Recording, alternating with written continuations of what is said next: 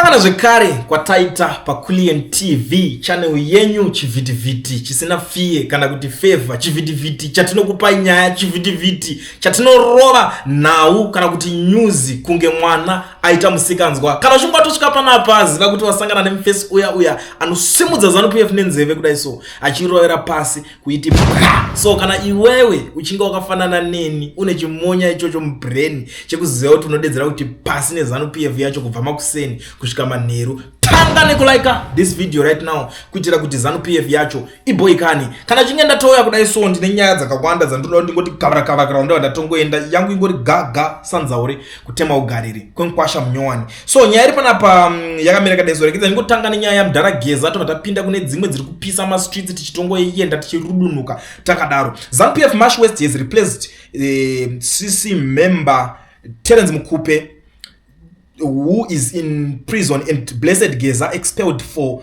breaching party rules. War veteran Joseph Serima replaced Geza in Kadoma. Preparations are also underway to fill Kindness Paradza seat in Makonde following his appointment to ZAC. Iwo pangonzi replaced CC members, its central committee members. Murungo zote ayo mdara Geza kakanza ayo zvakaita achikora mutemo mpati saka takumubvisa ikoko kuningiri kwacho vamwe vakati tada mudzinga. You know zvinhu zvese zvinenge zvichiitika for a reason. Vanhu vanototora mukana kuti mdara Geza zvakabuda uchitaura kuti Emerson achaonera 2030 pawachi izvozvo tiri kuita against nazvo. You know those people vanhu vese vari mupolitics vanenge vachitokuna anenge achitochi kuchida chigaro ichocho saka munhu wese anotanga kufighta zvinoenderana nelevel rake achifightira zvaari kuda kurwisana nazvo. Ndosaka kuti vanhu vazhinji izveso vanototya kana kuti asumuka achichallenge ZANU-PF yacho is because of zvimwe zvigaro zvechinherera zvavanopuwa mupolitical party yavo izvozvo. Saka munhu wese anenge aida kuchimaintaina but mudhara Geza angosvika kuti ina chatonanga nabasa nezvigaro zvacho izvozvo saka ndopari kunzi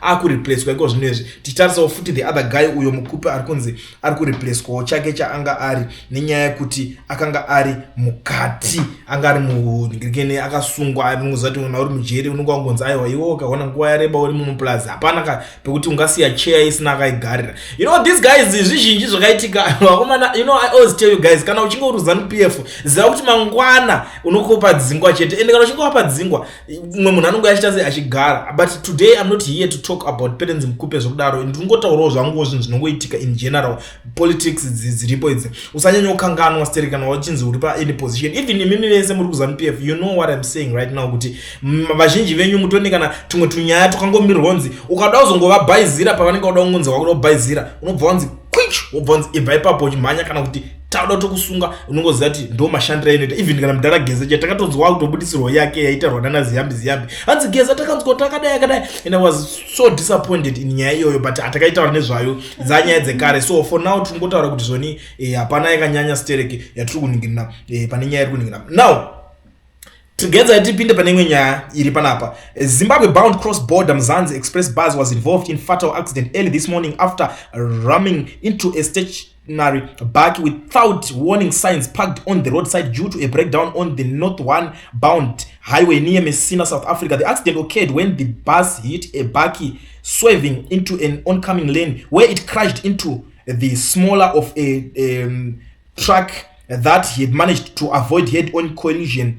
As a result, there were multiple fatalities and injuries reported at the scene. The right side of the bus was badly damaged with those seated on there severely injured. Pakuwara vanhu saka kana uchingona hama yako yanga yafamba nebhazi iro riri Mzansi Express, please check your relatives. You know I wanted to report this issue makuseni pazvaitika but I didn't want kuti vanhu muzokwanisa kuningirina kunonzwira se kuzosangana netrauma makuti ayo zvawakutudza chinji hama dzedu but iko zvinezvi manje usina ukaona une hama yako usina kuningirana nayo. I think this is the right time to conduct ubva ugara wafambirana nadzo vakwanisa kutaura nyaya dzacho kuseni. It's okay, I thank them for doing that. Inini zvangu ndakungowa zvesu kana kuti hama yako ingakwira bhazi riro please check your relatives. Zvaitika kune ningirikini kumesina pakuwara vanhu ndo situation yanga iripo ipapapo. Tobva tapinda pane nyaya iri kunaka pane nyaya iri kupisa iko zvinezvi.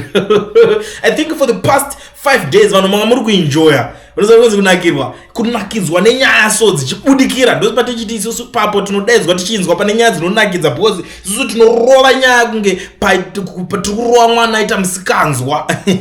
So nyaya iripo ndeya advocate Fadzayi Mahere naka tino machakaire right apa kunesanwa chitsvuku so tino machakaire yangu andanga kapa 24 hours kuti unofanira ku apologize obva uningina pa tweets ako saka ukasa apologize ipapo tiri kudhila newe tiri kukurova nelawsuit ameno lawsuit yangu enderera mberi zvichidaro Mahere ndobva azostrike umanje ndobva ataurawo same statement kuti ndiri kukupodza ko 24 hours dzekuti ubvise maniniwa wobva wa apologize ukasazviita yako lawsuit iri kuya panika kudzosera karipa baba so inini munhu baba Geza ndingopinda munyaya yacho ndingoiti rundubvu muchanakirwa zvatiri kuona apa so here's what Fadzayi Mahere is demanding from Minister Tino Machakaire through her lawyers: a published public apology and retraction of all defamatory publications on X. That includes a clarification that Tino has no evidence to substantiate his claims that Fadzayi Mahere did not qualify to enter UZ Law School,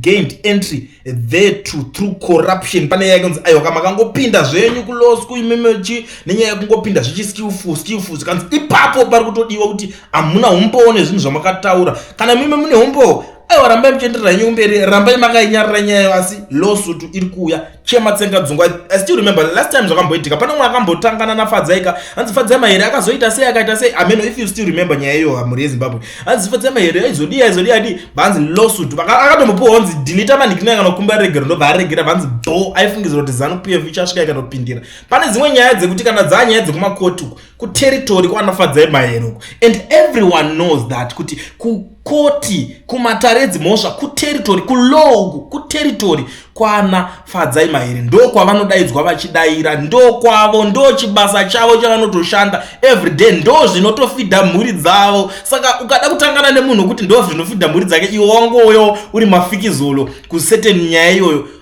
zvikuperere mushe. I'm telling you zvekuti uri ani wezanu vanhu vezanu vachanotozonyarawo futa kuti tingazoda kusvibisirwa mazita edu because of iwewe wangoda kungodairira nyaya parodhi right. Yechitu nyaya iri papo pari kunzoni apologize to retract that Fadzayi is a thieving moron who runs a bribery racket and engaged in espionage. 3. Apologize and retract the published statement that Fadzayi cohabitated with a man engaged in sex escapades or had a one-night stand with a man who brought her a Jaguar in return. The apology and retraction should be published within 24 hours of receipt of the letter of demand, which failure will result in commencement of legal proceedings against Tino Machakaire. Saka Tino chakutoitika nje kuti pane nyaya futi yakataura umana inze nyaya dzacho dzine dzakuwanda unoziva kuti inini sometimes there is this whole thing chandogara ndakataura because Tino anga ataura kuti ayo ukazonodai so one night sinchi with a man ukatengerwa Jaguar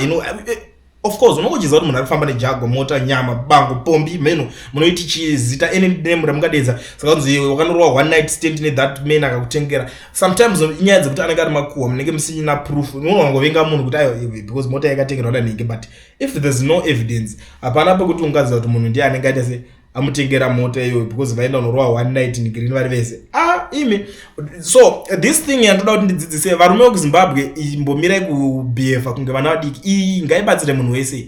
Ukaona uchinesana nemunhu wechikadzi especially panyaya dzepolitics idzi usasiyana nekaunhu kekuda kudedzi kubva matuka munhu wemukadzi yekuti hure pfungwa idzodzo ngadzibve mavari varume zvinoratidza kuti muri wiki papfungwa dzenyu ukakundwa mafacts wakuda kumhanyira ngoti hure unongoona munhu wese wechikadzi kunge hure. It's very bad. Ipapapo I'm against that. Musafe makaita zvinhu zvakadaro munotinyadzisa vanhu vechirume kuti kwangokundwa nharo ungondikundwa mafacts nemunhu wechikadzi.